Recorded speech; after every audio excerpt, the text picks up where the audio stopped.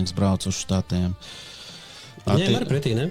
Jā, protams. Nu, tajā laikā viņi brauc, kā es uzskatu, piemēram, ka gan jau mana mamma domāja to kā bērnu aspektu, jo tur ir tāds likums, kas saucās No Child Left Behind Act. Un, ja tu esi zem 18 gadus, piemēram, un nodzīvoju štatos 10 gadus minimums, tad viņi tā kā zem savu spārnu paņem tevi. Jā.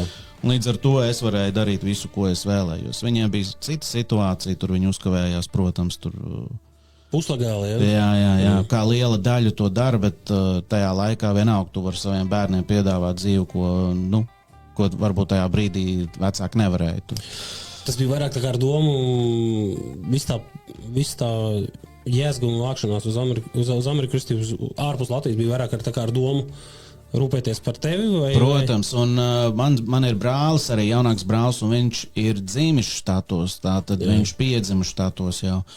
Un tātad viņš ir, saucās amerikāņu Latvijas, bet es esmu latviešu amerikāns. Tā kā mums tāds kokteils tur noiet. Tā. Jā.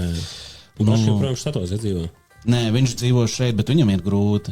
Viņam vecīti ir arī grūti. Viņš arī grib... Adaptācija?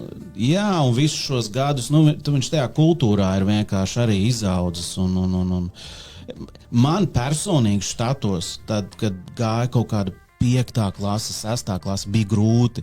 Man bija tur akcents, man jāmācās valoda, humors, un bērni arī, viņi neizturās tā kā pieauguši cilvēki dažreiz. Un tas pats arī, cik es sapratu, bija no mana brāļa. Arī viņa pieredze Latvijā. Tāda mums bija vienāda pieredze, tikai samainītas valstis.